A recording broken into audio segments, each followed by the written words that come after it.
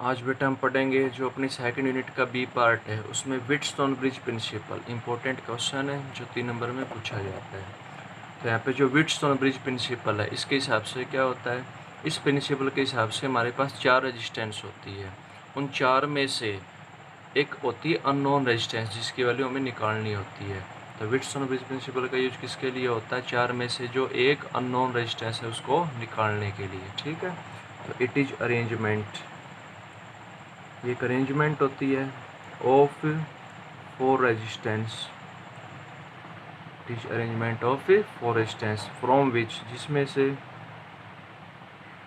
1 unknown resistance is find out.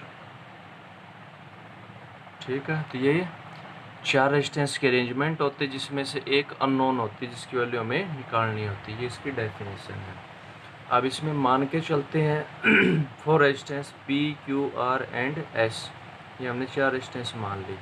कौन कौन से मान ली, P Q R and S. तो इनमें से जो पी एंड क्यू होती है रेजिस्टेंस, वो होती है फिक्स, उसको क्या बोला जाता है, फिक्स रेजिस्टेंस। जो आर होती है ये कहलाती है वेरिएबल। वेरिएबल का मतलब इस रेजिस्टेंस की वैल्यू कम ज़्यादा कर सकते हैं। और एस कहलाती अननोन। यहाँ पे एस जो रेजिस्टेंस है उसका नाम क्या होता है, अननोन, जिसकी वैल्यू हमें निकालनी होती है। ठीक है, अब यहाँ पे एक डायग्राम शो करेंगे व्हीटस्टोन ब्रिज का। उस डायग्राम से फिर इसमें आपको क्लियर हो जाएगा कि एस जो अननोन है वो कैसे निकालेंगे। तो हम जो 4 रेजिस्टेंस लेके चल रहे हैं उसमें से हमने मान लिया कि अपने पास ये रेजिस्टेंस है P, ये रेजिस्टेंस है अपने पास Q, ये रेजिस्टेंस है अपने पास R, और ये जो रेजिस्टेंस है अपने पास S। ठीक है, तो ये हमने 4 रेजिस्टेंस मान ली P Q R S। R की वैल्यू क्या होती है, वेरिएबल, यानी इसकी वैल्यू कम ज़्यादा कर सकते हैं। तो जो वैल्यू वेरिएबल होती है उसके एरो लगाते हैं। ये पॉइंट हमने मान लिया A, ये पॉइंट हमने मान लिया B, ये C और ये D। यहाँ पे जो A और C पॉइंट होते हैं वो एक दूसरे से कनेक्ट होते हैं एक बैटरी के द्वारा। कि हमने एक बैटरी शो कर दी, उस बैटरी के साथ यहाँ पे की लगी होती है। अब जो पॉइंट B और D है ये भी एक दूसरे से कनेक्ट होते हैं, ये कनेक्ट होते हैं गैल्वेनोमीटर के द्वारा। गैल्वेनोमीटर यहाँ पे क्या काम करेगा, गैल्वेनोमीटर यहाँ पे जो करंट फ्लो करेगा उसकी डायरेक्शन को शो करेगा। तो जिस साइड करंट ज़्यादा फ्लो करेगा गैल्वेनोमीटर की जो डिफ्लेक्शन होगी वो उसी साइड हो जाएगी। तो ये हमने बातें पढ़ी है व्हीटस्टोन ब्रिज के बारे में। ठीक है, अभी तक। अब क्या करना है आपको, ये जो आर रेजिस्टेंस होता है, आर जो रेजिस्टेंस है इसको हम एडजस्ट करते हैं। तो आर इज एडजस्टेड, आर को इस तरह से एडजस्ट किया जाता है ताकि जो गैल्वेनोमीटर है वो कोई डिफ्लेक्शन शो ना करे। Galvanometer show no deflection. और गैल्वेनोमीटर कोई डिफ्लेक्शन शो नहीं करता, इसका मतलब होता है गैल्वेनोमीटर की जो डिफ्लेक्शन है वो होती है 0। वो क्या होती है, 0। और गैल्वेनोमीटर डिफ्लेक्शन कब शो नहीं करता, तब शो नहीं करेगा जब जो करंट है जितना लेफ्ट साइड में फ्लो कर रहा है इसके, उतना ही कहाँ पे फ्लो करे, राइट साइड में। जब इस सर्किट में इक्वली करंट फ्लो कर जाता है तो गैल्वेनोमीटर की डिफ्लेक्शन क्या हो जाती है, 0।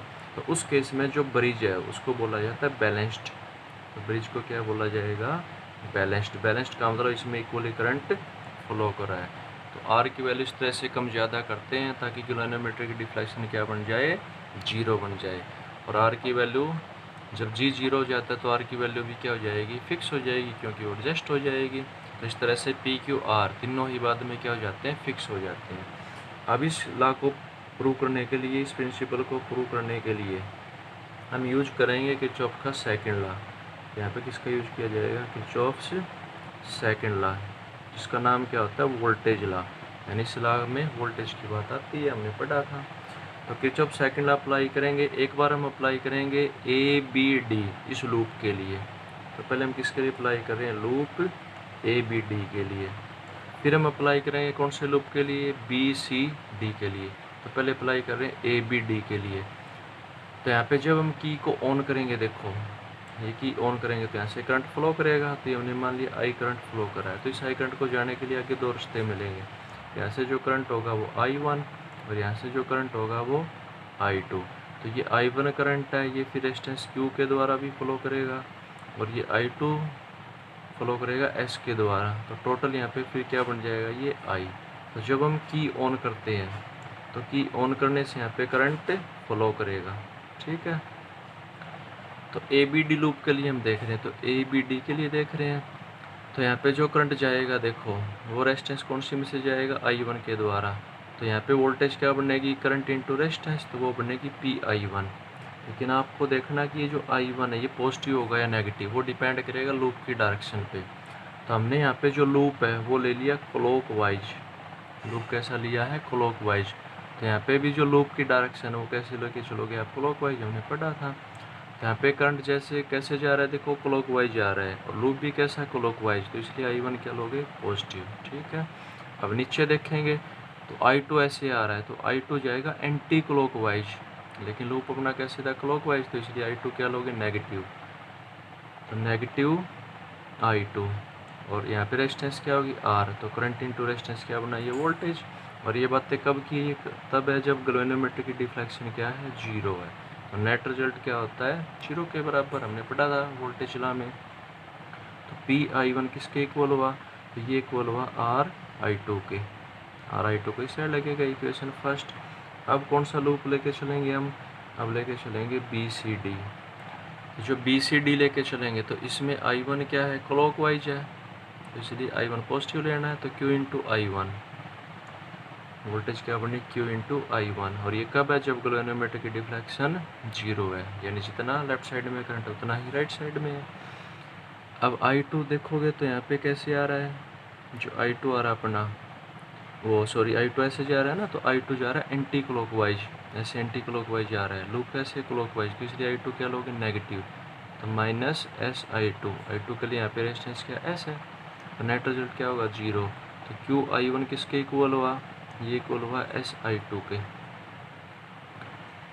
इक्वेशन सेकंड, ठीक है। अब क्या करेंगे, दोनों इक्वेशन को डिवाइड करेंगे। तो PI1 डिवाइड बाय QI1 किसके equal, RI2 divide by SI2। I1 से I1 कटा, I2 से I2, तो P बाई Q किसके इक्वल हुआ, R बाय S के। तो यहाँ पे जो व्हिटस्टोन ब्रिज है उसका ये फॉर्मूला होता है। अगर हमें यहाँ पे P, Q और R की वैल्यू का पता हो तो जो S अननोन है उसको हम निकाल सकते हैं, फाइंड आउट कर सकते हैं, ठीक है। तो इस तरह से आपको दो लूप लेके चलने और उन दोनों लूप से S जो अननोन रेजिस्टेंस है उसकी वैल्यू निकल जाती है।